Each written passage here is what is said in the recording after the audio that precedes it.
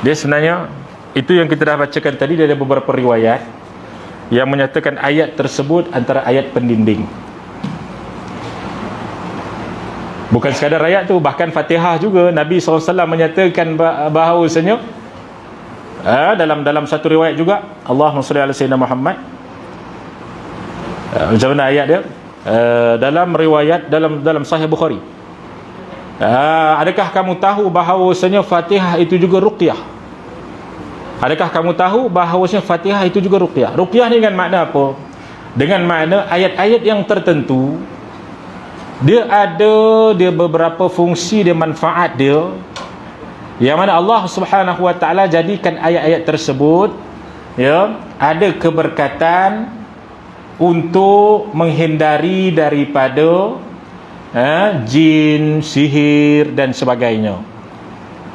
Maka setiap daripada para ulama ini mereka amalkan.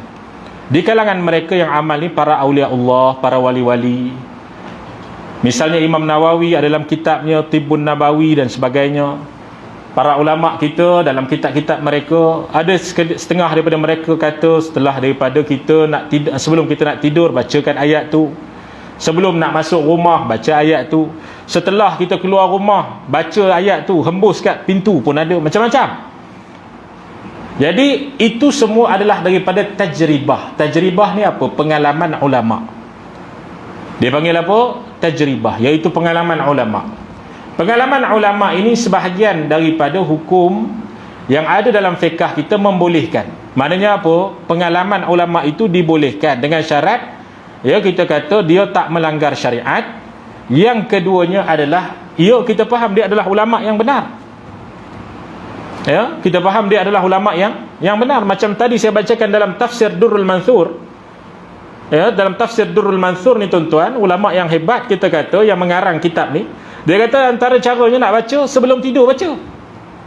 Sebab apa? Pengalaman bagi dia amalkan ayat tu, pengalaman ni dia dapat ilhamnya sebelum tidur gitu. Contohlah macam kita ni nak anak-anak nak periksa kan, SPM ke apa ke, contohlah. Maka mereka pun diajarkan oleh ustaz-ustaz datang pada tok guru ni kata bacalah Yasin tu 3 kali contohnya. Kerana biasa yang baca 3 kali Yasin ni secara adatnya Allah Subhanahu Wa Taala beri kepada dia kebaikan nak jawab periksa, contoh macam tu. Maknanya ini sekadar pengalaman sahaja. Orang kata mana ada hadis sahih, tak ada pun katanya kan. Hadis Nabi tak pernah ajar pun baca sebelum tidur. Kita kena faham bahawasanya ada ketikanya bila Nabi SAW ajar kepada para sahabat, contohnya 2 ayat tadi tu, Nabi ajarkan kepada para sahabat, dan sahabat itu pula dia baca, Nabi tak beritahu pada dia kaifiat macam mana nak baca. Nabi kata lazimi sahaja baca ni. Sebab itu ada tafsiran para ulama yang kata kemungkinan yang dia baca tu sebelum tidur, dan kemungkinan yang dia baca selepas solat.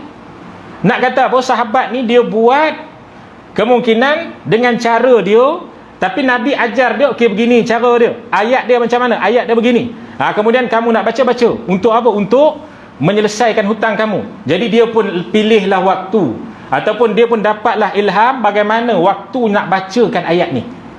Jadi dia pun ajarkan kepada kita, bacalah ayat ni seperti mana dalam tafsir tadi, bacalah ayat ni sebelum tidur. Contoh macam tu. Kerana apa? Kerana saya dulu baca sebelum tidur, Allah mudahkan urusan saya. Gitu. Maknanya apa? Ini atas dasar pengalaman. Dalilnya daripada dalil yang sahih, suruh baca. Itu dalil yang jelas, dalil yang asas. Cara nak amal dia tu, itu terbuka luas kepada kita. Bila masa kita nak amal? Nabi SAW ziarahi Masjid Quba itu pada hari Rabu. Kemudian Nabi SAW ziarahi maqam Sayyidina Hamzah itu pada hari Sabtu, ataupun ada setengah riwayat kata hari Jumaat. Maknanya apa? Kita faham secara dalil umumnya Nabi SAW mengatakan kuntu nahaitukum an ziyaratil qubur al-an fazuruha. Nabi SAW kata dulu aku pernah melarang kamu untuk ziarah kubur, sekarang ziarahlah kubur, kata Nabi SAW. Sesungguhnya ia mengingatkan kamu kepada kematian. Maka Nabi pun ajar sahabat, Nabi ajarkan sahabat secara umumnya ziarahlah kubur bila-bila masa, tapi Nabi tetapkan jadual. Adakah boleh kita menetapkan jadual amalan? Hari ini saya nak baca Yasin, esok saya nak baca surah Kahfi contohnya, esok lagi saya nak baca la ilaha illallah 10,000 kali. Boleh ataupun tidak? Kita tak pernah mengatakan wajib. Nabi kata wajib baca Yasin hari ini contohnya, tak pernah pun. Nabi bagi dalil secara umum, kita yang mewajibkan diri kita sendiri untuk baca. Supaya apa? Supaya kita berdisiplin baca. Itu maksudnya. Bila ulama ni dia mendisiplinkan diri dia untuk baca, contohnya setiap malam, maka tak datang orang pada kita, ustaz, macam mana ni, saya punya masalah, saya begini.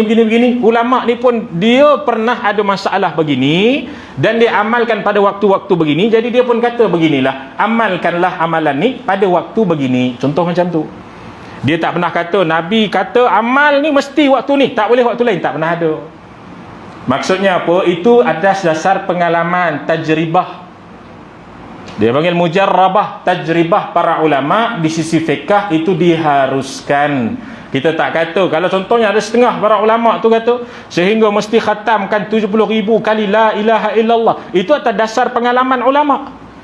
Mereka diberikan oleh Allah Subhanahu Wa Taala mimpi orang tu dilepaskan daripada azab kubur contohnya, kan? Mereka diberikan oleh Allah, mereka orang yang dekat dengan Allah. Maka mereka pun kata, saya semalam saya mimpi, bila saya sedekahkan la ilaha illallah ni 70,000 kali kepada si mati, Allah Ta'ala berikan saya ini mimpi, dia ni masuk di dalam nikmat pula. Sebelum tu saya mimpi di dalam azab.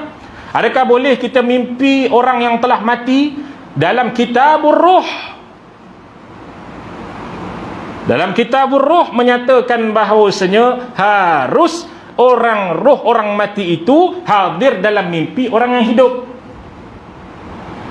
Maka boleh jadi para ulama kata isyarat, kalau dia hadir dalam keadaan baik, maka isyaratnya insya-Allah mudah-mudahan baiklah di alam kuburnya. Kalau tak baik, maka itu yang kita yang di alam dunia ni kita kena transferkanlah, tolonglah dia. Maka sebab itulah ada ulama yang bagi 70,000. Bila transferkan 70,000, esoknya direzekikan oleh Allah, dia dalam keadaan yang masya-Allah diberikan nikmat. Jadi orang pun tanya, macam mana ni? Saya semalam mimpi, ya, mak saya berada dalam azab dan sebagainya. Macam mana ya Syekh? Syekh ni kata, cubalah untuk sedekahkan 70,000 tahlil. Kenapa? Pengalaman dia. Itu dia. Bukan dia kata ni wajib ni, kalau tak 70,000 neraka kekal selamanya. Tak, bukan. Tak guna faham. Dia pun tak kata ini daripada hadis Nabi SAW, Nabi wajibkan 70,000. Tidak. Ini berdasarkan pengalaman dia. Kita serah pada Allah. Kalau di sisi dia pengalaman dia dapat, maka dia akan cuba kongsikan kepada orang lain selagi mana dia tidak ada apa-apa yang bertentangan dengan syarak gitu. Jadi sebab tu surah Al-Baqarah tu macam-macam guna, kan? Macam-macam guna. Orang masuklah rumah, orang buat apa, jadi doa lah, jadi ayat doa hembus pada air dan sebagainya, macam-macam lagi yang digunakan oleh para ulama kita. Tak ada masalah pun. Cuma hari ini datang setengah orang, dia kata ni tak ada dalil, ni tak ada dalil, ni tak ada dalil, ini Nabi tak buat, itu tak buat. Kita tak pernah kata pun amalan-amalan yang kita buat tadi tu, ya, Nabi ajar macam tu, tak. Tapi yang diajarkan kepada kita tu dalil umum dia. Baca 2 ayat ni, itu dalil umum. Macam mana nak baca? Itu sahabat yang buat tu. Itu sebab ada tafsiran, 2 tafsiran daripada tafsir Durrul Mansur tu. Macam mana sahabat tu buat? Sebab apa? Sebab mereka pun mungkin fikirkan, pada fikiran mereka mungkin sahabat tu baca lepas solat, mungkin dia baca sebelum tidur. Kerana dalam hadis tak jelas Nabi SAW suruh dia baca bila. Tu dia. Nak beritahu pada kita apa ni? Nak beritahu pada kita tak ada masalah. Nak amal bila-bila silakan. Nak amal, adakah contoh kita kata nak amalkan bila-bila, lepas subuh ke, lepas solat zuhur ke, lepas asar ke, lepas maghrib, silakan, tak ada masalah pun. Diberikan keluasan kepada kita. Yang penting amal tu amal daripada Nabi SAW.